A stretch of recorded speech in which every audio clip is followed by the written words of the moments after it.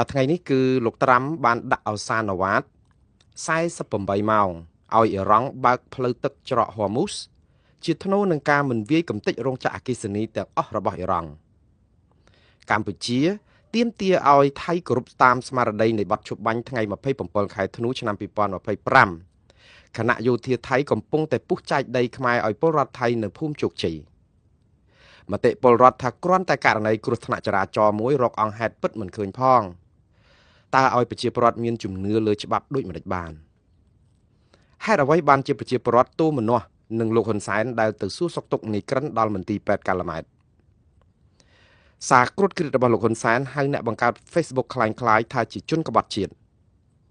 សារព័ត៌មានអាមេរិក CNN រកឃើញទីក្រុងកំជ្រួចមីស៊ីលក្រោមដីរបស់អ៊ីរ៉ង់107កន្លែង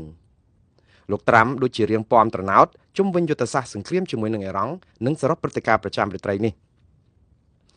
បាទបងប្អូនព័ត៌មានឃើញថាច្រើនសន្ធឹកមែនហើយចាប់ផ្ដើមពីព័ត៌មានអន្តរជាតិទៅមុនដោយសារតែថ្ងៃនេះគឺលោកត្រាំបានកំណត់អវសានវ៉ាតបាទអវសានវ៉ាតហ្នឹងគឺជាភាសាបាលីប្រែថាពាក្យសម្ដីក្រោយបង្អស់ជាការដាក់កំហិតក្រោយបំផុតចឹងគឺជាខសន្យាដាច់ណាត់ចុងក្រោយបង្អស់ដែលត្រូវតែធ្វើតាមអញ្ចឹងទៅនិយាយរួមគឺអវសានវ៉ាតហ្នឹងគឺជាសេចក្តីស្នើច្បាស់លាស់ណាមួយហើយយ៉ាងម៉ឺងម៉ាត់ក្រោយគេបំផុតរបស់រដ្ឋណាមួយផ្នែកនយោបាយហ្នឹងទៅឲ្យរដ្ឋភាគីណាមួយនៅក្នុងការអនុវត្តតាមបើមិនអនុវត្តតាមទេផុតម៉ោងហ្នឹងគឺនឹងមានផលវិបាកហ្នឹងពាក្យថាអវសានវ៉ាតហ្នឹងបាទអញ្ចឹងនៅក្នុងនេះហេតុអីបានជាលោកត្រាំដាក់អវសានវ៉ាត48ម៉ោងឲ្យអ៊ីរ៉ង់ថាដាក់ធ្វើអីហើយគាត់មានសារយ៉ាងម៉េចនៅពេលដែលគាត់ដាក់អវសានវ៉ាតហ្នឹងតាមពិតបងប្អូនសង្គ្រាមនៅជាមួយអ៊ីរ៉ង់នេះអាមេរិកវាយអ៊ីរ៉ង់នេះបើយើងនិយាយមែនតើទៅគឺអាមេរិកបានវាយខ្ទេចខ្ទីអស់ឲ្យប្រព័ន្ធនាវាចម្បាំងរបស់អ៊ីរ៉ង់ប្រព័ន្ធយន្តហោះប្រដេញដែនអាកាសរបស់អ៊ីរ៉ង់និយាយទៅប្រព័ន្ធដែលនៅលើដីដែលអាចមើលឃើញនៅក្នុងទឹកលើគោកទាំងអស់ដែលអាចមើលឃើញនឹងភ្នែកឬចាប់ដោយប្រព័ន្ធរ៉ាដាឲ្យបានគឺឲ្យតែមានស្អី weak work គឺអាមេរិកកំទេចចោលអស់ហើយព្រោះកន្លែងទីតាំងដែលអាមេរិកកំទេចនៅអ៊ីរ៉ង់ហ្នឹងគឺរាប់ពាន់កន្លែងឯណោះកន្លែងធំប៉ុន្តែអ៊ីរ៉ង់មិនមែនទុករបស់ទាំងអស់ហ្នឹងនៅលើគោកឬតែលើទឹកទាំងអស់ទេស្ទើរតែ 80% ហើយនៃអាវុធយុទ្ធភ័ណ្ឌរបស់អ៊ីរ៉ង់គឺទុកក្រោមដីដូច្នេះហើយនៅពេលដែលប្រព័ន្ធយោធាជើងទឹកជើងអាកាសអីរបស់អ៊ីរ៉ង់ហ្នឹងគឺត្រូវរងការបំផ្លាញខ្ទេចខ្ទីគ្មានសល់ក៏ប៉ុន្តែអ៊ីរ៉ង់ក៏នៅតែមានឥទ្ធិពលរបស់ខ្លួនមួយដែរដោយសារតែស្ទុកអាវុធយុទ្ធភ័ណ្ឌរបស់ខ្លួននៅក្នុងឃ្លាំងក្រោមដីហើយការដែលអាវុធយុទ្ធភ័ណ្ឌឃ្លាំងក្រោមដីនេះគឺយើងដឹងព័ត៌មានចុងក្រោយដែលសារព័ត៌មានរបស់អាមេរិក CNN ផ្សាយពីម្សិលមិញគឺគេរកឃើញព័ត៌មានស៊ើបការសម្ងាត់របស់ក្រុមស្រាវជ្រាវរបស់សារព័ត៌មាននេះគេទៅរកឃើញបានរូបថតពីរូងភ្នំដែលអ៊ីរ៉ង់លាក់ទុកគ្រាប់កញ្ជ្រួចមីស៊ីលដែលជាទីក្រុងតែម្ដងបងប្អូនហើយមិនមែនតែមួយកន្លែងទេហើយមិនមែនតែ10កន្លែងទេ20 30កន្លែងក៏មិនមែនដែរគឺនៅទូទាំងប្រទេសអ៊ីរ៉ង់ហ្នឹងគឺមានដល់ទៅ107កន្លែងដែលមួយកន្លែងដែលស្តុកទុកអាវុធយុទ្ធភ័ណ្ឌរបស់អ៊ីរ៉ង់ហ្នឹងវាคล้ายទៅជាទីក្រុងមួយនៅក្នុងក្រោមដីដែលមានអាវុធយុទ្ធភ័ណ្ឌទំនើបមានរថយន្តអាចបើកចូលចេញមកយប់ទៅភ្លឺបានដើម្បីស្តុកទុកអាវុធទាំងអស់ហ្នឹងដើម្បីធ្វើសង្គ្រាមអ៊ីរ៉ង់មិនមែនធ្វើទុកអាវុធទាំងអស់នោះដើម្បីធ្វើសង្គ្រាមតែមួយថ្ងៃមួយសប្តាហ៍5សប្តាហ៍មួយឆ្នាំ2ឆ្នាំ5ឆ្នាំ10ឆ្នាំទេគឺត្រៀមធ្វើរាប់ទសវត្សរ៍ក៏បានដែរនេះគោលបំណងរបស់អ៊ីរ៉ង់ដូច្នេះហើយលុយដែលលក់ប្រេងបានដែលគិតថាអ៊ីរ៉ង់គឺជាប្រទេសមហាសេដ្ឋីប្រេងកាត់ដែលបានលុយច្រើនណាស់ដើម្បីគេហៅមាសខ្មៅណាដែលយកមកដែលគួរតែបានជាភាគផលដើម្បីឲ្យមានសុភមង្គលដល់ប្រជាពលរដ្ឋអ៊ីរ៉ង់គ្រប់រូបយកទៅចាយយកទៅសបាយនិយាយទៅអ៊ីរ៉ង់ប្រជាពលរដ្ឋទាំងអស់អត់ចាំបាច់ធ្វើការអីក៏បានដែរយកតែលុយលក់ប្រេងហ្នឹងយកទៅចែកគ្នាហូបមួយជីវិតហ្នឹងក៏មិនអស់ដែរបើនិយាយពីលុយទ្រព្យមហាសាលដែលលក់បានពីប្រេងហ្នឹងណាក៏ប៉ុន្តែជាអកុសលប្រជាពលរដ្ឋអ៊ីរ៉ង់អត់បានទទួលភាគផលពីកម្រៃដែលបានមកពីការលក់ប្រេងខ្មៅនេះទេគឺបានមកពីឬក៏មាសខ្មៅនេះទេគឺបានតែការឈឺចាប់ក្តៅក្រហាយធ្វើទុកបុកម្នេញសម្លាប់ងើបមួយវាយមួយចាប់ដាក់គុកឬថារំលាយខ្ទេចខ្ទីអស់រាល់សិទ្ធិមនុស្សនិងប្រជាធិបតេយ្យដើម្បីឲ្យអំណាចផ្ដាច់ការរបស់អ៊ីរ៉ង់នេះក្រាញអំណាចបានហើយនៅពេលដែលក្រាញអំណាចបានគឺអ៊ីរ៉ង់ចាប់ផ្ដើមអនុវត្តច្បាប់អាញាសឹកឬក៏ច្បាប់ដ៏តឹងរ៉ឹងចំពោះប្រជាពលរដ្ឋខ្លួននឹងគឺអ្នកណាហ៊ានតែងើបតវ៉ាខ្មាំងប្រឆាំងខ្មោចព្យួរកសម្លាប់ចោល ដាក់ពន្ធនាគារធ្វើឲ្យបាត់ខ្លួនរាប់មនុស្សរាប់ម៉ឺនរាប់សែននាក់ដែលធ្វើឲ្យប្រទេសអ៊ីរ៉ង់ក្នុងរយៈពេល30-40ឆ្នាំហ្នឹងគឺជាឋាននរកអវជ័យឬក៏គុកឥតចិញ្ចាំងមួយដែលប្រជាពលរដ្ឋអ៊ីរ៉ង់ហ្នឹងគឺរងការខ្លោចផ្សាយ៉ាងច្រើនអ្នកដែលត្រេកអរសប្បាយគឺអ្នកដែលអាជ័យធ្លាក់ទឹកហើយអើម៉ាយុទ្ធសងពួកតែស្កដែលគ្រប់គ្រងរបបផ្ដាច់ការហើយបានប្រាក់កម្រៃឬក៏ផលពីរបបហ្នឹងតែប្រជាពលរដ្ឋអ៊ីរ៉ង់ជាទូទៅគឺវេទនាណាស់វេទនាផ្លូវចិត្តផ្លូវកាយសពបែបយ៉ាងគេធ្វើបាបធ្វើទុកបុកម្នេញហើយអត់មានសិទ្ធិតវ៉ាអីទាំងអស់ដោយសារប្រព័ន្ធគ្រប់គ្រងរដ្ឋរបស់អ៊ីរ៉ង់នេះគឺជាប្រព័ន្ធគ្រប់គ្រងរដ្ឋផ្ដាច់ការដូចតែនៅកូរ៉េខាងជើងអញ្ចឹងដូចតែនៅរបបខ្មែរក្រហមអញ្ចឹងដូច្នេះអភិផលដែលបានមកពីលក់ប្រេងហ្នឹងណាដែលលុយសន្ធឹកសន្ធាប់ហ្នឹងគឺយកទៅបំពោកទិញអាវុធផលិតអាវុធកសាង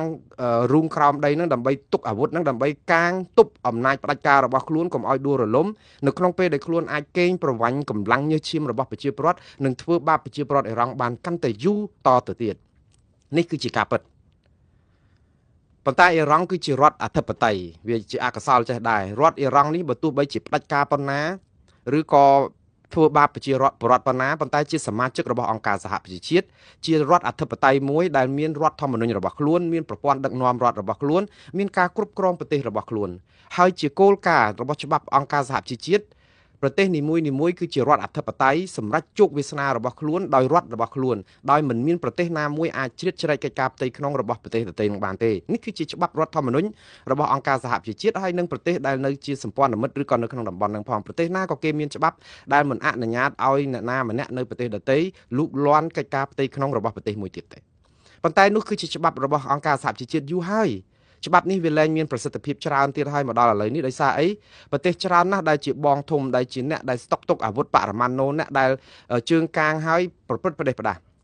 ់ច្បាប់ដែលការពារដែនអធិបតេយ្យរដ្ឋណាមួយមិនឲ្យមានការរំលោភបំពានពីរដ្ឋដទៃបានគឺយើងអាចអនុវត្តបានតតែរដ្ឋដូចជារដ្ឋថ្លៃថ្នូរជារដ្ឋដែលគោរពសិទ្ធិមនុស្សរដ្ឋដែលមិនធ្វើទុកបុកម្នេញប្រជាពលរដ្ឋរដ្ឋដែលអនុញ្ញាតឲ្យមានការបោះឆ្នោតដោយសេរីត្រឹមត្រូវនិងយុត្តិធម៌រដ្ឋដែលមិនងើបមួយវាយមួយរដ្ឋដែលមិនចាប់ប្រជាពលរដ្ឋដែលគ្រាន់បញ្ចេញសម្លេងមតិរិះគន់នៅក្នុងន័យដែលឲ្យរដ្ឋាភិបាលកែប្រែកែតម្រង់អីហ្នឹងមិនអាចនឹងចាប់គេដាក់គុកធ្វើទុកបុកម្នេញក្រុមប្រឆាំងអីលាក់នឹងលាក់ដូច្នេះរដ្ឋបែបនេះគឺជារដ្ឋអធិបតេយ្យមែនហើយក៏ប៉ុន្តែវាធ្វើឲ្យល្អកកនៅក្នុងន័យមួយថាយើងជារដ្ឋអធិបតេយ្យមែនយើងមានអធិបតេយ្យដែនដីមែនក៏ប៉ុន្តែយើងហាក់បីដូចជាធ្វើបាបប្រជាពលរដ្ឋខ្លួនឯងនៅពេលដែលធ្វើបាបប្រជាពលរដ្ឋខ្លួនឯងតើប្រទេសដទៃដែលជាសមាជិករបស់អង្គការសហប្រជាជាតិហើយដែលមានឥទ្ធិពលគួរតែឈរដោអោបដៃមើលដើម្បីគិតថាយើងត្រូវតែគោរពតាមច្បាប់អន្តរជាតិហ្នឹងឬក៏យើងគិតថាទេបើមិនលូកដៃចូលសង្គ្រោះចូលជួយទេប្រជាពលរដ្ឋនឹងរងទុក្ខវេទនាខ្លោចផ្សាគ្មានទីបញ្ចប់តែការដែលចូលទៅរំដោះប្រជាពលរដ្ឋមួយពីរដ្ឋអធិបតេយ្យគឺរងគ្រោះធ្ងន់មួយទៀតគឺទី1រំលោភរដ្ឋធម្មនុញ្ញរបស់អង្គការសហប្រជាជាតិទី2ខ្លាយទៅជារដ្ឋបងធំឬក៏ប្រព្រឹត្តផ្ទុយនឹងក្រមរបស់ពិភពលោកនៅក្នុងការសម្ដាប់ធ្នាប់ពិភពលោកអីឡាក់នឹងឡាក់អានេះយើងត្រូវនឹងពាក្យខ្មែរយើងថាបើអូសទូកកុំឲ្យល្អអានចាប់ត្រីបានកុំឲ្យល្អទឹកក៏ប៉ុន្តែយើងឃើញថាអ្វីៗដែលកើតឡើងនៅក្នុងពិភពលោកនេះអាទ្រឹស្ដីបុរាណឬក៏ទំនៀមទម្លាប់ពិភពលោកឬសន្តាប់ធ្នាប់នេះវាលែងមានដូចដើមទៀតហើយវាលែងមានដូចដើមគឺនៅពេលតាំងតែពីអាមេរិកចាប់ផ្ដើមបើកការវាយប្រហារទៅលើជួយរំដោះប្រទេសគុយវ៉ែតឬក៏សង្គ្រាមនៅអ៊ីរ៉ាក់សង្គ្រាមស្អីនៅឈូងសមុទ្រប៉ែកអីហ្នឹងដែលអន្តរាគមន៍របស់អាមេរិកហើយនឹងសម្ព័ន្ធមិត្តមានអង់គ្លេសមានអាល្លឺម៉ង់មានបារាំងកាណាដាអីចូលរួមនៅក្នុងការរំដោះប្រទេសមួយឲ្យចេញពីភ្នក់ភ្លើងនៃអំពើជិះជាន់របស់មេដឹកនាំផ្ដាច់ការពិភពលោកប្រែប្រួលតាំងពីពេលនោះមករហូតហើយនៅពេលដែលអាមេរិកនិងសម្ព័ន្ធមិត្តអាចរំលោភច្បាប់អង្គការសហប្រជាជាតិឬក៏រដ្ឋធម្មនុញ្ញដែលជាអង្គការកម្ពុជាមួយនេះបានដោយសារតែការដែលគិតថាដាច់ខាតត្រូវតែដោះស្រាយបញ្ហារំដោះប្រជាពលរដ្ឋឲ្យរួចពីក្រញាំបិសាចទោះជាខុសច្បាប់អីខ្លះក៏បានដែរនោះនៅក្នុងគោលការណ៍ច្បាប់មានករណីខ្លះមានករណីលើកលែងខ្លះដែរមិនអត់ទេគឺចង់និយាយថាដើម្បីសង្គ្រោះវាអាចខុសច្បាប់ខុសគោលការណ៍អីមួយចំនួនមែនក៏ប៉ុន្តែចុងក្រោយគឺយើងសង្គ្រោះគេឲ្យបានរស់ប្រជាពលរដ្ឋរាប់លានអ្នកគេកាត់ទោសអារឿងបាត់អូក្រិតការប្រព្រឹត្តខុសមួយប៉ុន្តែក៏គេសាទរនៅក្នុងការជួយសង្គ្រោះជីវិតមនុស្សរាប់លានអ្នកឲ្យរួចពីក្រញាំបិសាចដែរអញ្ចឹងហើយបានជាយើងឃើញតាក់ទងនឹងរឿងពេលដែលវៀតណាមចូលឈ្លានពានដែនអធិបតេយ្យកម្ពុជាក្នុងឆ្នាំ1979ដែលលោកហ៊ុនសែនលោកជាស៊ីមនិងលោកហេងសំរិនទៅនាំទ័ពបរទេស100,000នាក់ដើម្បីចូលមកវាយរំដោះប្រទេសកម្ពុជាចេញពីរបបអាវខ្មៅខ្មែរក្រហមឬប៉ុលពតនេះគឺសហគមន៍អន្តរជាតិក៏គេថ្កោលទោសដែរថាជីកទង្វើឈ្លានពានដែនអធិបតេយ្យរបស់កម្ពុជា ដែលទង្វើនេះគឺមិនអាចអត់ឱនបានទេព្រោះអីវាជាការរំលោភច្បាប់អន្តរជាតិដែលទ័ពបរទេសចូលទន្ទ្រានឈ្លានពានដែនអធិបតេយ្យរបស់កម្ពុជានៅក្នុងសម័យនោះដែលមកផ្ដួលរំលំរបបកុម្មុយនីសផ្ដាច់ការឬក៏កម្ពុជាប្រជាធិបតេយ្យរបស់ខ្មែរក្រហមកម្ពុជាប្រជាធិបតេយ្យខ្មែរក្រហមគេអះអាងថាគេគឺជារដ្ឋាភិបាលស្របច្បាប់ដែរសម័យហ្នឹងព្រោះគេឡើងកាន់កាប់ប្រទេសហើយជាជោគវាសនាជាការសម្រេចជោគវាសនារបស់ប្រទេសកម្ពុជាក្នុងរយៈពេល3ឆ្នាំ8ខែ20ថ្ងៃហ្នឹងចឹងនោះគឺជារបបមួយដែលគឺជារដ្ឋាភិបាលមួយដែលគេអះអាងថាមានរដ្ឋធម្មនុញ្ញមានអីចឹងជារដ្ឋអធិបតេយ្យហើយកម្ពុជានៅពេលនោះក៏ជាសមាជិកនៃអង្គការសហប្រជាជាតិដែរមានកៅអីនៅអង្គការសហប្រជាជាតិដែរដូច្នេះរដ្ឋបរទេសទាំងអស់មិនត្រូវការជ្រៀតជ្រែកក្នុងការកិច្ចការផ្ទៃក្នុងសំបីតែរឿងខ្មែរក្រហមបងប្អូនត្រូវយល់ថាបើសិនជារបបខ្មែរក្រហមនេះជារបបខុសច្បាប់អង្គការសហប្រជាជាតិត្រូវចាត់ការរបបខ្មែរក្រហមនេះយូរហើយប៉ុន្តែអង្គការសហប្រជាជាតិនឹងនៅតែប្រកាន់គោលការណ៍មួយថារដ្ឋអធិបតេយ្យមានឯករាជ្យមានសិទ្ធិស្វ័យសម្រេចខ្លួនឯងអត់មានរដ្ឋបរទេសឬក៏អង្គការសហប្រជាជាតិណាទៅចូលលូកដៃនៅក្នុងកិច្ចការផ្ទៃក្នុងរបស់កម្ពុជាក៏ប៉ុន្តែសំណួរសួរទៅវិញថាតើនេះឬជាការអនុវត្តទំនៀមទម្លាប់អន្តរជាតិដ៏ត្រឹមត្រូវដែលកម្ពុជាខ្មែរក្រហមសម្លាប់ប្រជាពលរដ្ឋខ្មែរយ៉ាងរង្គាល1.7 លាននាក់ហើយយើងនៅតែគិតថាទេច្បាប់អន្តរជាតិមិនអាចនឹងយកទៅរំដោះប្រទេសកម្ពុជាដែលរងទុក្ខវេទនាប្រជាពលរដ្ឋខ្លោចផ្សានឹងបាននេះព្រោះតលតែប្រជាពលរដ្ឋខ្មែរខ្លួនឯងក្រោកបះបោតស៊ូដើម្បីសម្រេចជោគវាសនានឹងបានអាចឲ្យចាត់ទុកថាជារឿងស្របច្បាប់តើប្រជាពលរដ្ឋខ្មែរប្រមាណលានអ្នកនៅក្នុងរបបខ្មែរក្រហមដែលមានភាពក្លាហានក្រោកតតាំងដើម្បីផ្ដួលរំលំរដ្ឋាភិបាលខ្មែរក្រហមដែលឲ្យខ្មែរក្រហមសម្លាប់ខ្មែរ1.7 លាននាក់តាំងពីថ្ងៃដំបូងរហូតដល់ថ្ងៃចុងក្រោយតើមានប្រជាពលរដ្ឋខ្មែរប្រមាណដែលក្រោកបានងើបមួយវាយមួយសម្លាប់សូម្បីតែរឿងតូចតាចក៏យកគេទៅសម្លាប់ចោលអស់តើអ្នកណាដែលហ៊ានក្រោកតតាំងបែបនេះតើយើងគិតថារបបខ្មែរក្រហមជារបបស្របច្បាប់មិនចឹងទេតើយើងគិតថារបបខ្មែរក្រហមនឹងគួរតែផ្ដួលរំលំដែរឬទេតើយើងគិតថារបបខ្មែរក្រហមនឹងគួរតែមានអន្តរាគមន៍ពីរដ្ឋបរទេសដែរឬទេ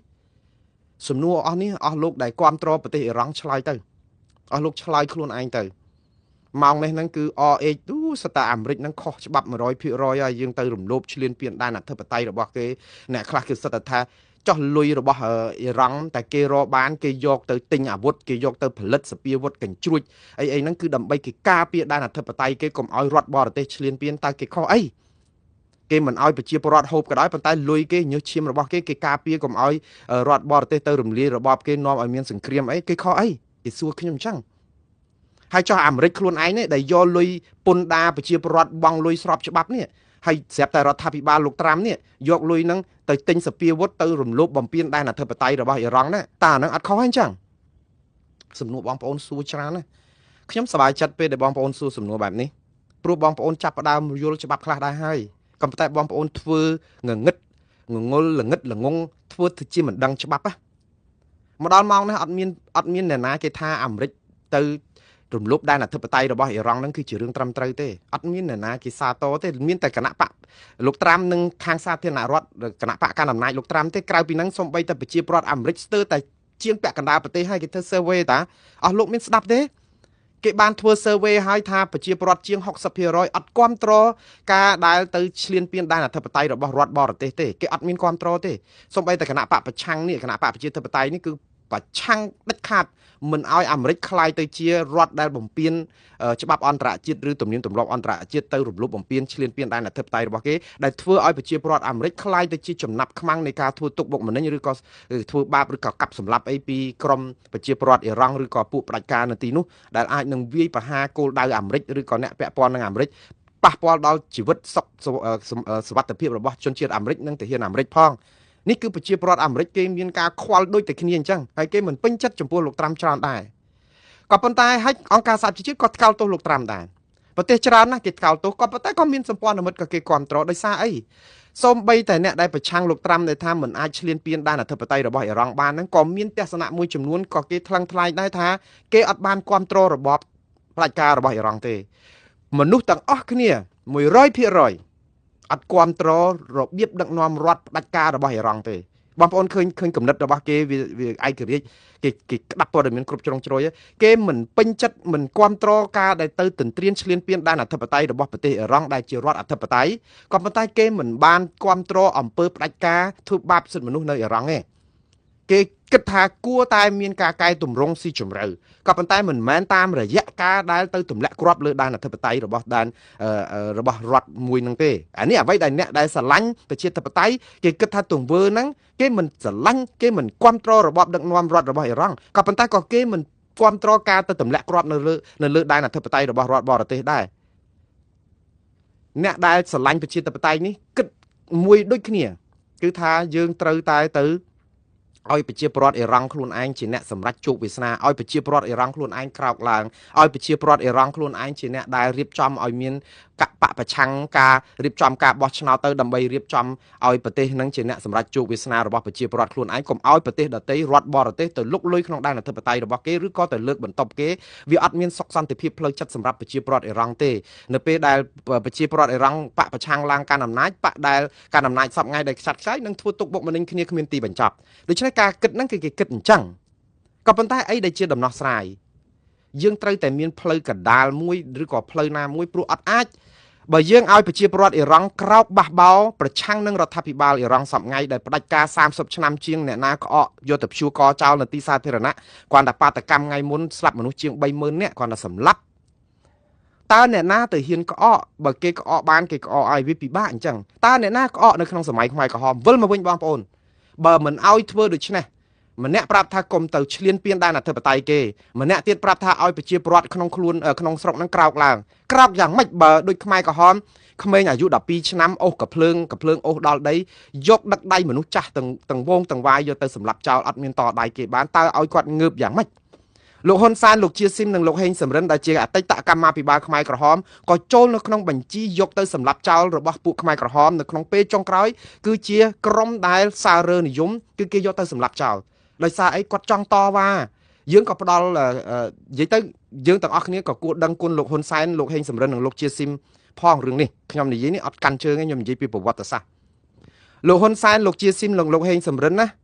គឺជាកម្មាភិបាលខ្មែរក្រហមនៅក្នុងជួរកងពលដែលកាន់ការយោធាខ្មែរក្រហមពីដើមឡើយហ្នឹងគឺមករំដោះមកអីដូចថាវាយចូលទីក្រុងភ្នំពេញក្នុងការតស៊ូគាត់ក៏ជាអ្នកដែលតាមដង្ហែអង្គព្រះមហាក្សត្រខ្មែរប្របាទនរោត្តមសីហនុចូលទៅព្រៃម៉ាគីជាមួយគ្នាមកវិញពេលដែលចូលមកប្រទេសកម្ពុជាក្នុងនាមជាទ័ពខ្មែរក្រហមហ្នឹងកម្មាភិបាលខ្មែរក្រហមក៏ចូលមកកាន់កាប់ទីក្រុងភ្នំពេញនិងតំបន់ផ្សេងទៀតពីដើមឡើយគឺលោកហ៊ុនសែនគឺជាកម្មាភិបាលខ្មែរក្រហមដូចតែលោកជាស៊ីមដូចតែលោកហេងសំរិនអញ្ចឹងក៏ប៉ុន្តែពេលក្រោយមកនៅពេលដែលខ្មែរក្រហមចាប់ផ្ដើមសម្លាប់មនុស្សជួរក្រៅបកជួរក្រៅកម្មាភិបាលទ័ពសាធារណរដ្ឋខ្មែរសម្លាប់រង្គាលអស់មនុស្សចាប់ផ្ដើមសង្ស័យជួរផ្ទៃក្នុងហ្នឹងដូច្នេះលោកហ៊ុនសែនលោកហេងសំរិនចាប់ផ្ដើមคล้ายទៅជាកម្មវត្ថុនៃការធ្វើទុកបុកម្នេញរបស់ពួកខ្មែរក្រហមដូច្នេះមិនយូរមិនឆាប់គេនឹងសម្លាប់លោកហ៊ុនសែនលោកជាស៊ីមនិងលោកហេងសំរិនដូចតែសៅភឹមដូចតែកុយធួនដូចអ្វីនៅក្នុងខាងបូព៌ាដូចតែគ្នាអញ្ចឹងយើងទៅមើលឈ្មោះលោកកុយធួនឈ្មោះអីនៅគុកទួលស្លែងទៅឃើញហើយគុកទួលស្លែងនេះគឺជាគុកដែលដាក់កម្មាភិបាលខ្មែរក្រហមជាន់ខ្ពស់ដែលជាការគេហៅបោះសម្អាតផ្ទៃក្នុងរបស់ខ្មែរក្រហមយើងមើលថាតើពេលហ្នឹងលោកហ៊ុនសែនលោកហេងសំរិននិងជាស៊ីមចង់បះបោចង់ក្រោកតវ៉ាដែរដើម្បីអីរំដោះខ្លួនទី1ឲ្យរួចផុតពីសេចក្តីស្លាប់ទី2នឹងអាចរំដោះប្រជាពលរដ្ឋបានដែរដូច្នេះតែគាត់ធ្វើមិនគឺគាត់រត់ទៅខាងទល់ដែនវៀតណាមនៅភាគខាងកើតម្ដុំបូព៌ាបង្កើតរណសេរី2ធ្នូហើយនាំទ័ពវៀតណាមជាប្រហែល100,000នាក់ដើម្បីចូលមកវាយសន្ធាប់រំដោះប្រទេសកម្ពុជាចេញពីរបបខ្មែរក្រហមសួរថាតើគាត់ខុសច្បាប់ហើយមែនទេការដែលលោកហ៊ុនសែនទៅអែបដើម្បីបង្កើតរណសេរី2ធ្នូហើយនាំយកទ័ពបរទេសគឺវៀតណាមដល់ទៅ100,000នាក់មកវាយចូលក្នុងដែនអធិបតេយ្យកម្ពុជាបើនិយាយពីច្បាប់អន្តរជាតិគឺខុស 100% អត់មានត្រូវច្បាប់កន្លែងណាដែលយើងនាំទ័ពបរទេសមកឲ្យឈ្លានពានទឹកដីកម្ពុជាដោយរំលោភច្បាប់អង្គការសហប្រជាជាតិរដ្ឋធម្មនុញ្ញអង្គការសហជាតិដែលជារដ្ឋអធិបតេយ្យរបបខ្មែរក្រហមក៏ជារបបរដ្ឋអធិបតេយ្យដូចតែរបបអ៊ីរ៉ង់ដែរហើយយើងទៅនាំទ័ពបរទេសពីវៀតណាមចូលមកលុកលុយបើថាឥឡូវទ័ពខ្មែរមានថា90000នាក់ចុះហើយវៀតណាមជួយ10000នាក់ក៏នៅតែខុសច្បាប់ដែរព្រោះទ័ពបរទេសនៅក្នុងដែនអធិបតេយ្យរបស់កម្ពុជាវាអត់មានការឯកភាពពីអង្គការសហប្រជាជាតិណាឲ្យទ័ពបរទេសចូលមកវាយទន្ទ្រានក្នុងដែនអធិបតេយ្យកម្ពុជាអញ្ចឹងអស់លោកសួរសំណួរទៅវិញមើលតើកាលហ្នឹងលោកហ៊ុនសែនលោកជាស៊ីមលោកហេងសំរិនតែនាំទ័ពបរទេសមករំដោះប្រទេសកម្ពុជាចេញពីរបបខ្មែរក្រហមគាត់ប្រព្រឹត្តអំពើខុសច្បាប់មែនទេសួរសំណួរខ្លួនឯងវិញទៅប្រវត្តិសាស្ត្រគឺចែងមកថា របបខ្មែរក្រហមនេះណាជារដ្ឋអធិបតេយ្យជារដ្ឋអីក៏ដោយប៉ុន្តែយើងសម្លាប់រំគាលប្រជាពលរដ្ឋដែលសំបីតែអ្នកនៅក្នុងនឹងមិនអាចក្រោកឡើងបះបោអីបានតើយើងនៅសង្ឃឹមអង្គការសហជីវជាតិដែលគោរពច្បាប់ទំនៀមទម្លាប់អន្តរជាតិឬសន្តិភាពហ្នឹងយើងទុកឲ្យប្រជាពលរដ្ឋខ្មែរដាច់ពូជតែម្ដងឬក៏យ៉ាងម៉េចដូច្នេះរឿងនេះគឺអត់ខុសគ្នាពីអ៊ីរ៉ង់ទេបើយើងមើលឲ្យវែងគឺអត់ខុសគ្នាពីអ៊ីរ៉ង់ទេយើងសួរថាតើវៀតណាមមករំដោះប្រទេសកម្ពុជាត្រូវច្បាប់អត់ត្រូវទេគឺខុសច្បាប់អន្តរជាតិ 100% ក៏ប៉ុន្តែគេមើលលទ្ធផលចុងក្រោយថាតើពេលដែលទ័ពវៀតណាមមកដែលមានលោកហេងសំរិនជាស៊ីមនិងលោកហ៊ុនសែនចូលមកហ្នឹងតើកម្ពុជាបានរួចពីផេះផង់នៃការសម្លាប់រង្គាលដែរឬទេប្រជាពលរដ្ឋខ្មែរជាង3លាននាក់ប្រហែលជាសល់4លាននាក់តែប៉ុណ្្នឹងទេដែលនៅក្រោយរបបខ្មែរក្រហមបានរស់រានមានជីវិតបានកសាងជីវិតរបស់ខ្លួនឡើងវិញយើងសាកគិតទៅមើលបើរបបខ្មែរក្រហមនេះមានវត្តមានត្រឹមតែ2-3ឆ្នាំទៀតតើប្រជាពលរដ្ឋនឹងអស់ជីវិតជីវ៉ាទាំងអស់តែម្ដងផ្ដាច់ពូជខ្មែរឬក៏យ៉ាងដូចម្ដេចអញ្ចឹងសរុបសេចក្តីមកវិញគឺអ្នកណាក៏ដោយនិយាយពីរឿងបញ្ហានយោបាយយើងកុំមើលតែមួយជ្រុងយើងកុំតែចោទថាអ្នកនេះខុសអ្នកនោះខុសទាំងស្រុងវាអត់មានអ្នកណាត្រូវគ្រប់10ទេក៏ប៉ុន្តែក៏គួរតែមើលថាតើវាខុសអីហើយវាត្រូវអីហើយអាចអីទៅទទួលយកបានខ្លះម្ដងទៀតពេលដែលវៀតណាមចូលវាយរំដោះប្រទេសកម្ពុជារំដោះប្រជាពលរដ្ឋខ្មែរដែលថាកុំឲ្យរបបខ្មែរក្រហមនៅបន្តសម្រាប់ប្រជាពលរដ្ឋខ្មែររឿងនេះគឺជាអំពើខុសច្បាប់អន្តរជាតិ 100% អត់មានប្រកែកបានទេក៏ប៉ុន្តែវាមិនខុសច្បាប់មនុស្សធម៌ទេព្រោះអីយើងធ្វើឲ្យប្រជាពលរដ្ឋលែងរងការសម្លាប់អញ្ចឹងហើយបានជាបងប្អូនខ្មែរសពថ្ងៃនឹងនៅអរគុណ7មករាអត់មានថ្ងៃឈប់នឹងដោយសាររឿងហ្នឹងប៉ុន្តែបើសួរឲ្យមែនតើថាតើវៀតណាមចូលមកឈ្លានពានដែនធ្វើអធិបតេយ្យកម្ពុជានឹងត្រូវទេវាអត់ត្រូវទេវាខុសច្បាប់ប៉ុន្តែគឺការដោះស្រាយបញ្ហាហ្នឹងគឺឥឡូវនេះដូចគ្នាអញ្ចឹងរឿងជាមួយនឹងអាមេរិកតើអាមេរិកទៅវាយអ៊ីរ៉ង់នេះទៅទម្លាក់គ្រាប់លើដែនអធិបតេយ្យរបស់គេនឹងត្រូវច្បាប់ឬក៏ខុសច្បាប់វាអត់ត្រូវច្បាប់ទេវាខុសច្បាប់អន្តរជាតិពួកអង្គការសហជីវជាតិគេកោតទៅឲ្យមិនចាំបាច់អ្នកណាមកមើលថានឹងជាអំពើត្រូវច្បាប់ទេគ្មានអ្នកណាទៅអាចបកស្រាយថាជាអំពើត្រូវច្បាប់បានទេក៏ប៉ុន្តែសំណួរសួរទៅវិញថាតើពេលដែលអាមេរិកទៅប្រទេសអ៊ីរ៉ង់នេះតើអាមេរិកមានចេតនានៅក្នុងការយកប្រជាពលរដ្ឋអាមេរិកឬក៏ទ័ពអាមេរិកទៅចោះជាមូលដ្ឋានថ្មើរជើងឬក៏រៀបចំរចនាសម្ព័ន្ធប្រទេសអ៊ីរ៉ង់ដើម្បីគ្រប់គ្រងដណ្ដើមយកប្រទេសអ៊ីរ៉ង់ទាំងមូលយកមកគ្រប់គ្រងឬក៏យ៉ាងម៉េចអានេះគឺជាសំណួរមួយទៀតដែលបងប្អូនត្រូវសួរបើអាមេរិកគ្រាន់តែវាយរំដោះអ៊ីរ៉ង់ហើយទុកឲ្យប្រជាពលរដ្ឋអ៊ីរ៉ង់ជាអ្នករៀបចំស្រុកទេសដោយខ្លួនឯងហើយខ្លួនឯងដកទ័ពមកចេញមកវិញទាំងអស់បដោយអ៊ីរ៉ង់ឲ្យប្រទេសនេះប្រជាពលរដ្ឋអាចរៀបចំស្រុកទេសដោយខ្លួនឯងវាជាអំពើបុណ្យព្រោះអាមេរិកមិនបានទៅឈ្លានពានទន្ទ្រានកាន់កាប់យកទឹកដីនេះជាកម្មសិទ្ធិផ្ដាច់មុខរបស់អាមេរិកទេមិនបានយកប្រទេសអ៊ីរ៉ង់ជារដ្ឋទី51 52អីរបស់អាមេរិកទេអានេះហើយដែលជារឿងមួយដែលយើងគិតថាអាមេរិកទៅរំដោះមិនមែនទៅដណ្ដើមទឹកដីអ៊ីរ៉ង់យកមកកាន់កាប់ជាកម្មសិទ្ធិផ្ដាច់មុខរបស់ខ្លួនទេអញ្ចឹងយើងមើលទៅការឈ្លានពានអាមេរិកឈ្លានពានអ៊ីរ៉ង់ខុសពីថៃឈ្លានពានខ្មែរណាបងប្អូនមើលឲ្យឃើញអាហ្នឹងទៀតថៃឈ្លានពានកម្ពុជាខុសទាំងច្បាប់រដ្ឋធម្មនុញ្ញអង្គការសហជីវជាតិខុសទាំងធម្មនុញ្ញរបស់អាស៊ានខុសទាំងធម្មនុញ្ញអីផ្សេងទៀតទាំងអស់ព្រោះអីថៃមិនមែនមករំដោះកម្ពុជាឲ្យរួចផុតពីហានិភ័យអីដល់ថៃទេក្រៅតែពីមហិច្ឆតាឈ្លានពានទន្ទ្រានកាន់កាប់ទឹកដីខ្មែរហើយយកទឹកដីខ្មែរធ្វើជាកម្មសិទ្ធិរបស់ខ្លួនរហូតដល់ជាង40កន្លែងនេះជាអំពើឈ្លានពានរំលោភច្បាប់យ៉ាងបំពានរបស់ថៃដែលមិនអាចប្រៀបធៀបទៅនឹងអ្វីដែលជាទង្វើរបស់អាមេរិកទៅរំដោះប្រជាពលរដ្ឋអ៊ីរ៉ង់ពីប្រទេសអ៊ីរ៉ង់ទេដូច្នេះរឿងនេះបងប្អូនទាំងអស់គ្នាជួយពិចារណាឲ្យមែនតើខ្ញុំមិនបន្ទោសខ្ញុំមិនទោសមនិញចំពោះបងប្អូនកាន់ជើងខាងអ៊ីរ៉ង់កាន់ជើងរបបផ្ដាច់ការកាន់ជើងអីឬក៏រដ្ឋធម្មនុញ្ញអង្គការសហជីវជាតិទេបងប្អូនកាន់ចោះព្រោះអ្នកណាក៏គេមើលឃើញប៉ុន្តែបងប្អូនត្រូវមានសច្ចយុត្តិធម៌ថាតើហេតុអីបានសុកអាមេរិកទៅវាយអ៊ីរ៉ង់ហេតុអ្វីសុកអាមេរិកត្រូវមានរឿងនៅអ៊ីរ៉ង់ហើយបើយើងមើលតើអ៊ីរ៉ង់នឹងវាស្អាតស្អំប៉ុណ្ណាតើអ៊ីរ៉ង់នឹងវាខុសពីរបបខ្មែរក្រហមប៉ុណ្ណាទៅបងប្អូនបើបងប្អូនស្រឡាញ់អ៊ីរ៉ង់គឺបងប្អូនស្រឡាញ់របបខ្មែរក្រហមដូចគ្នាប៉ុន្តែវិធីសង្គ្រោះអ៊ីរ៉ង់គឺអត់ខុសគ្នាពីវិធីដែលទាហានវៀតណាមចូលមកឈ្លានពានដែនអធិបតេយ្យកម្ពុជាដែលរំលោភច្បាប់អន្តរជាតិរំលោភអីសពបែបយ៉ាងក៏ប៉ុន្តែរបបខ្មែរក្រហមបានដួលរលំកម្ពុជាមានដល់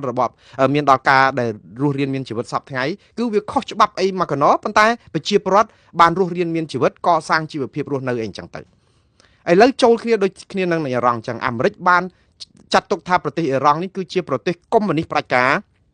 ធ្វើទុកបុកម្នេញប្រជាពលរដ្ឋមិនមែនធ្វើទុកបុកម្នេញណាបងប្អូនខុសពីអ៊ីរ៉ង់ខុសពីរបបខ្មែរក្រហមរឿងមួយរបបខ្មែរក្រហមណា គឺសាហាវខូខើព្រៃផ្សៃសម្លាប់រំគាលប្រឡ័យពុជសាហាយប៉ុន្តែរបបនេះគឺក្រណាស់របបខ្មែរក្រហមមហាសែនក្ររហូតដល់ទៅឲ្យបងប្អូនធ្វើស្រែមួយហិកតា3តោនទៅ5តោន6តោនតែអត់ឲ្យស្រូវអង្គនឹងឲ្យបងប្អូនទទួលទានគ្រប់គ្រាន់ទេយកទៅលក់ឲ្យចិនដើម្បីយកមកគ្រាន់ដោះដូរទិញគ្រាប់កភ្លើងគ្រាប់កន្ទុះអីបន្តិចបន្តួចដែលបានតិចតួចណាអាប្រជាប្រដ្ឋខ្លួនឯងក៏ស្លាប់អាខ្លួនឯងវិស័យយោធាគឺមហាខ្សែនខ្សោយដោយសារអីសេដ្ឋកិច្ចយើងទៅពឹងលើកសិកម្មមួយមុខដើម្បីទៅដូរគ្រាប់កន្ទុះហើយបង្អត់អាហារប្រជាប្រដ្ឋខ្លួនឯងបងប្អូនសាកគិតមើលខ្មែរក្រហមធ្វើដូចអ៊ីរ៉ង់អញ្ចឹងគឺយកលុយដែលបានមកពីការដែលផលិតផលកសិកម្មប្រជាប្រដ្ឋធ្វើងើបមកក្បាលជង្គង់ធំជាងខ្លួនបងប្អូនឈឺចាប់ទេនៅពេលដែលគេធ្វើយើងធ្វើស្រែស្ទូងស្រូវឲ្យលាស់ត្រួយខ្ចីពេលដែលស្រូវផ្លែពេញស្រែច្រូតកាត់មិនដឹងយកស្រូវទៅឯណាអស់ប៉ុន្តែនៅពេលដែលបរិភោគវិញអាហាររាវក៏ខ្លោកមួយថ្ងៃ3ពេលស្ទើរតែថានិយាយទៅវាដាច់ពោះស្លាប់ធ្វើការមួយថ្ងៃ8ម៉ោងកណ្ដាលថ្ងៃក្តៅជីកទំនប់ជីកបលាយកាប់ឫស្សីកាប់អីទីបំផុតគេឲ្យបបររាវ3វែកហើយយើងទទួលទានបែបនេះ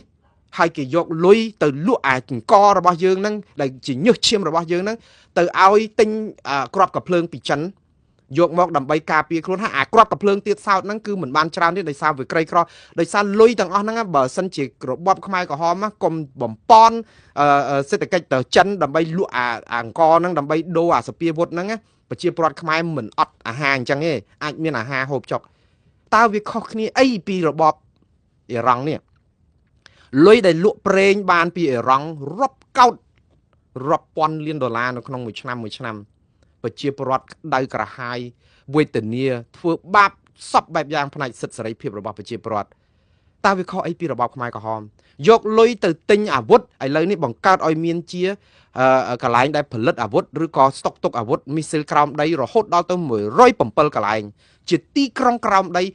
107កន្លែងលុយទាំងអស់នេះ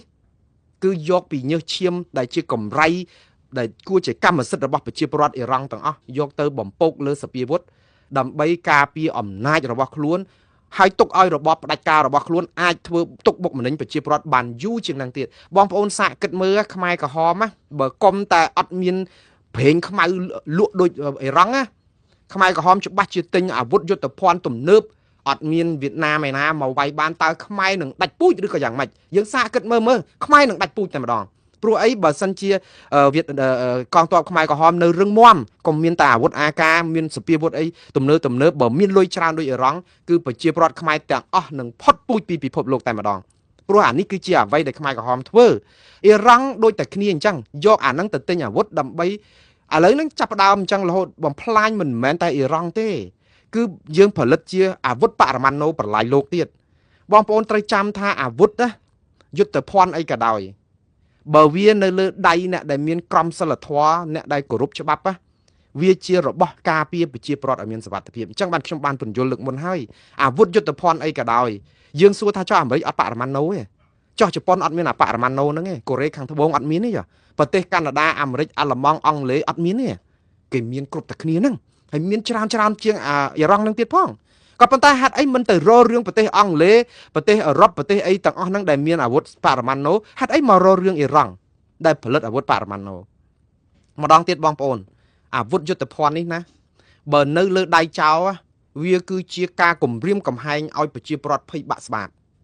ប៉ុន្តែបើនៅលើដៃសមត្ថកិច្ចដែលពាក់សម្លៀកបំពាក់ដែលមានភាពវិជ្ជាជីវៈច្បាស់លាស់ដែលដើម្បីការពារប្រជាពលរដ្ឋគឺយើងមានភាពកក់ក្ដៅទៅវិញទេយើងឃើញហើយអាជ្ញាធរមួយចំនួននៅប្រទេសខ្លះប្រជាពលរដ្ឋគ្រាន់តែឃើញញាក់សាច់ញ័រទៅត្រូវហើយខ្ញុំនឹកឃើញរឿងនេះខ្ញុំអាណិតបងប្អូនប្រជាពលរដ្ឋខ្មែរខ្លោចចិត្តបងប្អូនខ្មែរយើងច្រើនណាស់សូម្បីមកនៅស្រុកអាមេរិកហ្នឹង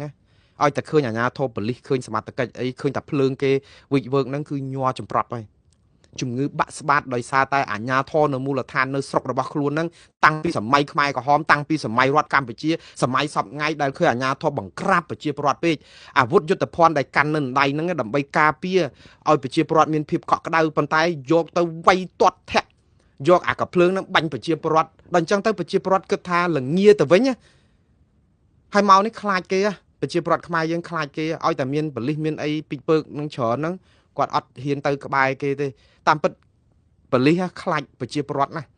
ាគឺខ្លាចសម្លេងតវ៉ារបស់គាត់នៅក្នុងការដែលប៉ូលីសធ្វើមិនត្រូវគាត់ភ័យខ្លាចគាត់ចង់ឆ្លើយតបតាមសំណូមពរប្រជាពលរដ្ឋណាខ្ញុំធ្វើការនៅសាលាក្រុងខ្ញុំដឹងប៉ុន្តែប្រជាពលរដ្ឋដោយសារជំងឺបាក់ស្បាតយើងខ្លាចអាជ្ញាធរមែនតើអត់ហ៊ានទៅចិត្តអត់ហ៊ានចូលក្នុងពិធីអីខ្លាចគេចាប់ចងខ្លាចអីលក្ខណៈហើយឥឡូវនេះនៅពេលដែលមានក្រុម ICE ក្រុមអន្តោប្រវេសន៍ដែលលោកត្រាំដើរចាប់គេតាពីទៀតជំងឺបាក់ស្បាតហ្នឹងគឺលាប់មកវិញកាន់តែខ្លាំងវារឿងអកុសលមែនតើវិលមកវិញបងប្អូនអាវុធយុទ្ធភ័ណ្ឌនេះណាបើនៅក្នុងដៃចោលវាគឺជា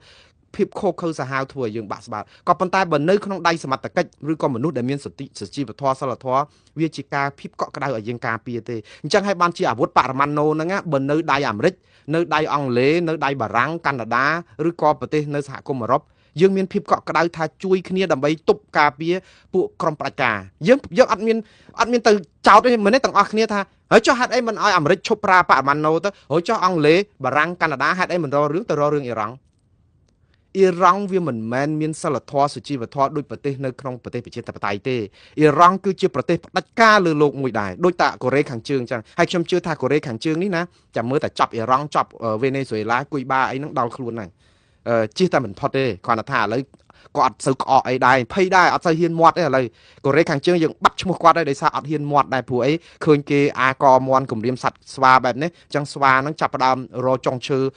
ពួនសំងំសិនណាព្រោះខ្លាចត្រូវដបងដែរតែអត់រួចខ្លួនទេខ្ញុំជឿថាអត់រួចខ្លួនទេព្រោះអាការដែលអាវុធបរមាណូឬក៏អាវុធបល័យលោកហ្នឹងបើនៅក្នុងដៃពួកខាងចោពួកអីគឺវានឹងធ្វើឲ្យពិភពលោកចលាចលប៉ុន្តែបើនៅក្នុងក្រុមដែលមនុស្សដែលមានវិជ្ជាជីវៈដោយអាមេរិកខ្ញុំថាអាមេរិកវិជ្ជាជីវៈមិនមែនទេអាមេរិកហ្នឹងគឺជាបងធំគេដែរប៉ុន្តែក៏មានក្របខ័ណ្ឌមួយនៅក្នុងស្រុកអាមេរិកនេះដោយសារប្រជាធិបតេយ្យគេរឹងមាំដូច្នេះមេដឹកនាំដូចថាពេលខ្លះរៀងកាចបន្តិចក៏កាចមិនប៉ុន្តែក៏មានអត់ឲ្យជីសេះលែងដៃដែរយើងឃើញអាមេរិកមិនមែនថាអូវាយអ៊ីរ៉ង់ប្រជាពលរដ្ឋអាមេរិកនាំគ្នាគ្រប់គ្រងទាំងអស់អត់អាលីងវាយអ៊ីរ៉ង់គឺគេជំទាស់លោកត្រាំកាលនៅវាយនៅវៀតណាមហ្នឹងក៏តែអញ្ចឹងដែរទម្លាក់គ្រាប់នៅកម្ពុជានៅវៀតណាមមិនមែនប្រជាពលរដ្ឋអាមេរិកស្ទើរឲ្យទៅទម្លាក់គ្រាប់ទេគេឈឺចាប់គ្រប់គ្នាអញ្ចឹងបានន័យថាបើចោតប្រកាន់អីអាមេរិកថាអាមេរិកហ្នឹងខូចអាមេរិកហ្នឹងសម្លាប់គេយើងកុំយកដើមឈើពីបដាមធ្វើជាព្រៃវាមិនមែនជាសន្តានចិត្តរបស់ប្រជាពលរដ្ឋអាមេរិកទេប៉ុន្តែជាគំនិតរបស់អ្នកនយោបាយមួយក្រុមណានោះអញ្ចឹងទៅរករឿងអ្នកនយោបាយកុំរករឿងប្រជាពលរដ្ឋជាទូទៅប្រជាពលរដ្ឋគេស្គាល់ខុសស្គាល់ត្រូវប៉ុន្តែអ្នកនយោបាយពេលខ្លះស្មោកគ្រោកដូច្នេះអានឹងរឿងអ្នកនយោបាយតាប៉ុន្តែម្ដងណានយោបាយរបស់អាមេរិកដែលថាចង់កម្ចាត់អ៊ីរ៉ង់នេះគឺវាមានភាពសមស្របរបស់វាដែរខ្ញុំមិនគាំទ្រអំពើហិង្សាទេក៏ប៉ុន្តែយើងសាកមើលនៅក្នុងពេលបាតកម្មមួយពេលសោះយើងសម្លាប់មនុស្សអស់30000នាក់ជាងដោយអត់មានការជំនុំជម្រះអីសោះដោយសារគេឡើងមកបញ្ចេញមតិមិនពេញចិត្តរដ្ឋាភិបាលចុះបើជាប្អូនយើងជាបងយើងជាម្ដាយយើងជាឪពុករបស់យើងគិតថាអ៊ីរ៉ង់ធ្វើនឹងត្រូវមិនចឹងហ៎យើងលេបចូលដែរបើសិនជាគ្រួសាររបស់យើងសាកគិតទៅមើលវាដូចនឹងរបបខ្មែរក្រហមអញ្ចឹងនៅពេលដែលគេសម្លាប់បងប្អូនយើងទាំងពូជយើងសប្បាយចិត្តទេនៅពេលដែលគេរំដោះប្រទេសខ្មែររបបខ្មែរក្រហមចេញមកដើម្បីឲ្យបងប្អូនមានបាយហូបវិញយើងសប្បាយចិត្តមិនចឹងមកដល់ម៉ោងហ្នឹងមាននរណាមួយមិនទាន់ភ្លេចគុណ7មករានៅរដ្ឋាភិបាលកម្ពុជាលោកហ៊ុនសែនហេងសំរិននិងលោកជាស៊ីមហ្នឹងកាលគាត់នៅរយៈពេល30-40ឆ្នាំហ្នឹងគឺយកតា7មករាហ្នឹងមកលងបន្លាចខ្មែរយើងបោកស្លឹកឆ្នោតបានរាល់អាណត្តិហើយយើងចាញ់បោកគាត់រឿងថាគាត់រំដោះយើងវិជាការពិតជាគុណូបការៈប៉ុន្តែបងប្អូនត្រូវចាំថាអានេះរឿងនយោបាយដែររឿងទាហានវៀតណាមចូលមកឈ្លានពានដែនអធិបតេយ្យកម្ពុជារបស់យើងគឺជារឿងរំលោភច្បាប់អត់មានណាដោះស្រាយទេក៏ប៉ុន្តែយើងចង់បានមួយគឺខ្មែរក្រហមរលាយរលត់ទៅបងប្អូនសប្បាយចិត្តអរគុណទៅខ្ញុំគ្មានឈឺក្បាលអីទេខ្ញុំតែយើងจะពាក់គុណអីយើងអរគុណទៅក៏ប៉ុន្តែយើងត្រូវមើលរូបភាពឲ្យពេញថារឿងស្អីក៏ដោយគឺជារឿងនយោបាយហើយនៅពេលដែលរឿងនយោបាយគឺយើងត្រូវឆ្លាតវៃកុំឲ្យអ្នកនយោបាយបោកយើងបានហើយម្ដងទៀតឃើញអ៊ីរ៉ង់គ្រាប់កាភ្លើងជាទីក្រុងមួយនៅក្នុងក្រោមដី107កន្លែងទីក្រុងហ្នឹងជិះឡានចូលដូចទីក្រុងធំមួយកន្លែងហ្នឹងគឺគ្រាប់មីស៊ីលហ្នឹងគឺច្រើនមែនតើតែគាត់ធ្វើដើម្បីអីបងប្អូនមានសាកគិតមើលដើម្បីការពារប្រទេសអ៊ីរ៉ង់កុំឲ្យគេទៅរំលាយបានក្នុងដែនអធិបតេយ្យរបស់ខ្លួនដើម្បីឲ្យខ្លួនធ្វើឲ្យប្រជាពលរដ្ឋមានសុខសន្តិភាពកំពុងតែរស់នៅក្នុងការអគុណសន្តិភាពយ៉ាងសម្បើមអញ្ចឹងត្រូវតែរៀបចំសភាវុធនឹងឲ្យរឹងមាំដើម្បីការពារប្រជាពលរដ្ឋឲ្យនៅស្រឡាញ់សន្តិភាពនឹងបើអញ្ចឹងមែនយើងអគុណអ៊ីរ៉ង់ហើយប៉ុន្តែយើងអត់អាចយកកំភ្លើងកំជ្រួចសង់ពេញទឹកពេញដីបរមាណូផងទៅការពារសន្តិភាពទេសន្តិភាពអត់អាចការពារបែបនឹងបានទេសន្តិភាពការពារដោយ ការដែលធ្វើឲ្យប្រទេសហ្នឹងមានភាពស្ងប់ស្ងាត់នៃអំពើហិង្សាមិនមានសពាវុធមិនមានអីហើយឲ្យប្រទេសសហគមន៍អន្តរជាតិទាំងអស់គេស្រឡាញ់យើងប្រទេស190ជាងនៅលើពិភពលោកហេតុអីបានមានរឿងតែអ៊ីរ៉ង់ហេតុអីបានមានរឿងតែកូរ៉េខាងជើងហេតុអីបានមានរឿងតែជាមួយគុយបាហេតុអីបានមានរឿងតែជាមួយវេណេស៊ុយឡាដោយសារតែយើងដឹកនាំប្រទេសបែបផ្ដាច់ការយើងមានដែលឃើញអាមេរិកទៅវាយប្រទេសដែលមានតែប្រជាធិបតេយ្យត្រឹមត្រូវទេដែលមានទេ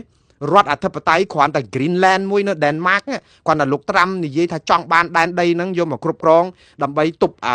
រុស្ស៊ីហើយនឹងចិនហ្នឹងពិភពលោកគេផ្អើលការពារ Greenland គ្រប់គ្នាគេរិះគន់លោកត្រាំហើយឥឡូវមកដល់មកហ្នឹងអត់ហ៊ាននេះវាគ្រាន់តែជាការនិយាយចោលទៅព្រោះអី Greenland គឺជាប្រទេសប្រជាធិបតេយ្យផ្ដាច់ការអត់មានទេគឺប្រជាពលរដ្ឋគេរស់នៅដោយសុខក្សេមក្សាន្តគ្រាន់តែថាវាចៃដន្យអីលក្ខណៈភូមិសាស្ត្ររបស់ប្រទេស Greenland ហ្នឹងកោះ Greenland ហ្នឹងវាជាភូមិសាស្ត្រមួយដែលបើអាមេរិកដាក់មូលដ្ឋានទ័ពនៅទីនោះគឺអាចនឹងទប់រុស្ស៊ីហើយនឹងទប់ចិនបានហើយបើសិនជាលោកត្រាំនិយាយអញ្ចឹងថ្ងៃក្រោយយ៉ាងច្រើនចរចាជាមួយ Greenland សុំឲ្យ Greenland អនុញ្ញាតឲ្យទ័ព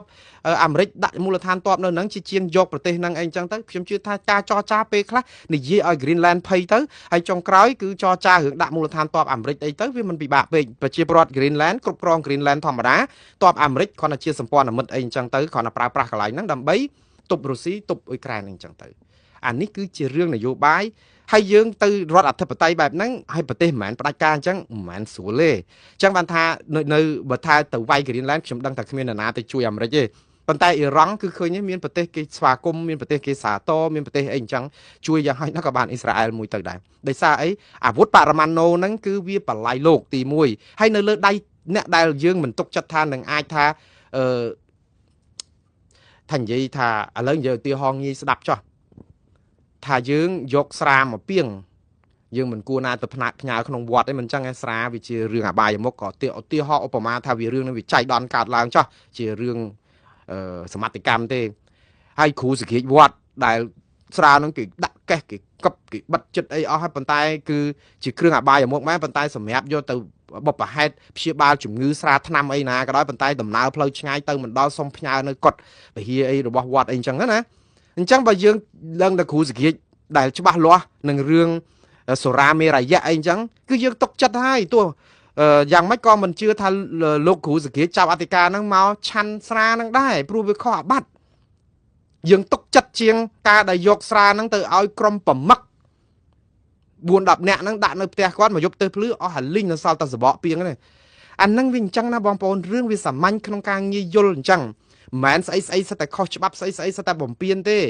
យើងបើប្រទេសអ៊ីរ៉ង់ខ្លួនឯងកុំឲ្យគេឈឺឆ្អាលយើងកុំសម្លាប់មនុស្សយើងកុំធ្វើទុកបុកម្នេញយើងកុំរំលោភសិទ្ធិមនុស្សកុំបំផ្លាញប្រជាធិបតេយ្យកុំងើបមួយវាយមួយកុំចងកព្យួរកគេកុំប្រហារជីវិតមនុស្សកដាលទីសាធារណៈដោយសារតែគេហ៊ានតវ៉ា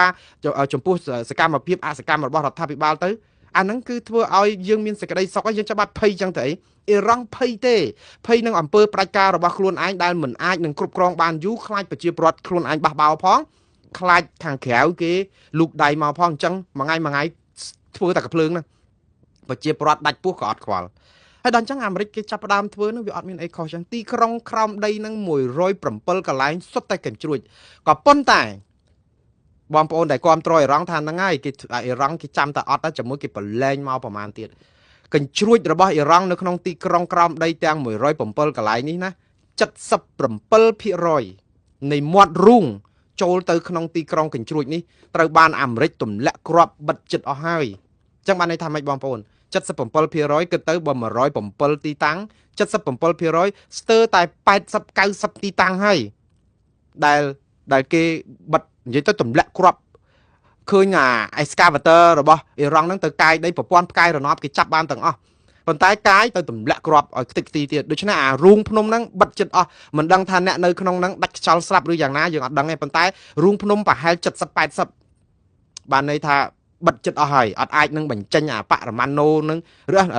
កំជ្រួចនឹងចេញចូលទៅបានទៀតទេប៉ុន្តែមិនមែនបានន័យថាបិទច្រកចេញចូលហ្នឹងគឺធ្វើឲ្យកញ្ជ្រួចទាំងអស់ហ្នឹងអត់អាចបាញ់ឡើងលើបានទេបាញ់បាននៅតែបាញ់បានអញ្ចឹងគ្រាន់តែថាបើបាញ់គឺអាមេរិកមានប្រព័ន្ធចាប់ផ្កាយរណបប្រព័ន្ធផ្កាយរណបចាប់អាកន្លែងកញ្ជ្រួចដែលបាញ់ចេញមកហ្នឹងគឺនឹងកំទេចអាកន្លែងបាញ់ចេញហ្នឹងទៀតដូច្នេះអ៊ីរ៉ង់អត់មានច្រកណាចេញរួចទេបងប្អូនគឺមានតែថ្ងៃលើកទង់ជ័យសហើយនេះទៅប៉ុន្តែពួកផ្ដាច់ការ គឺមិនលើកតុងជ័យសទេគឺតលតែដូចសាដាមហ៊ូសេនអញ្ចឹងចូលទៅក្នុងរូមកដោមួយហ្នឹងក៏មិនលើកតុងជ័យសតតែចាប់ក្បួចមកតែម្ដងឬក៏គេសម្លាប់ចោលតែម្ដងព្រោះអាហ្នឹងវាជានិស័យជនផ្ដាច់ការនៅលើលោកនៅណាក៏ដូចនៅណាដែរយើងមិនបាច់ឆ្ងល់ទេហើយវាសនាហ្នឹងគឺវាមិនខុសទេប៉ុន្តែវាគួរឲ្យអកុសលតែរឿងហ្នឹងវាកើតឡើងអញ្ចឹងឥឡូវវិលមកវិញបងប្អូនលោកត្រាំដាក់ឲ្យសានវ៉ាត48ម៉ោងហ្នឹងគឺប្រាប់ថាបើកច្រកផ្លូវទឹក Hormuz ជាកំហិតដោយឥតលក្ខខណ្ឌលោកត្រាំថាបើកឲ្យពេញទំហឹងអត់មានបិទស្អីណាបើកសម្រាប់តែចិនសម្រាប់តែកប៉ាល់ដឹកប្រេងរបស់អ្នកណាផ្សេងទៀតដែលជាប្រទេសមិនមែនសម្ព័ន្ធមិត្តអាមេរិកហើយទៅកប៉ាល់នាវាដឹកប្រេងរបស់អាមេរិកឬក៏សម្ព័ន្ធមិត្តអីហ្នឹងដឹកឆ្លងកាត់សុទ្ធតែបាញ់គេអត់មានទេលក្ខខណ្ឌរបស់លោកត្រាំចាប់ពីម៉ោងនេះទៅទុកពេលឲ្យ48ម៉ោងគឺ2ថ្ងៃនៅក្នុងការបើកច្រកហ្នឹងទាំងអស់ដោយឥតលក្ខខណ្ឌ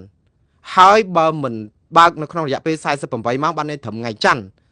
គឺអាមេរិកនឹងវាយសន្ធប់កំទេចចោលឲ្យទៅជាផេះផង់រោងចក្រផលិតអគ្គិសនីទាំងអស់នៅទីក្រុងនៅក្នុងប្រទេសអ៊ីរ៉ង់រឿងនេះគឺជារឿងរកម្មចិត្តទៀតហើយបងប្អូនព្រោះរោងចក្រផលិតអគ្គិសនីគឺជាសរសៃឈាមនិងអុកស៊ីហ្សែនចុងក្រោយរបស់អ៊ីរ៉ង់ហើយព្រោះអីប្រទេសណាក៏ដោយគឺយើងត្រូវការដង្ហើមដកដោយសារមានភ្លើងអគ្គិសនីការបំភ្លឺសម្រាប់ជីវភាពរស់នៅប្រចាំថ្ងៃសម្រាប់ចម្អិនអាហារសម្រាប់អីសពបែបយ៉ាងដូច្នេះអាមេរិកបានប្រាប់ថា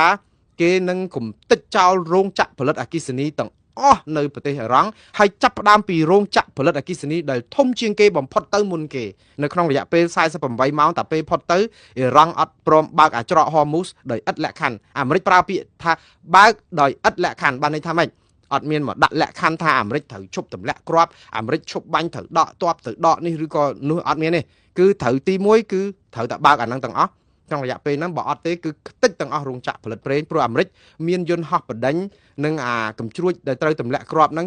គឺប្រើប្រព័ន្ធ laser និង GPS ហ្នឹងគឺថាអត់មានខុសទេគឺថាខ្ទេចខ្ទីតែ24ម៉ោងហ្នឹងគឺអាចនឹងឆេះ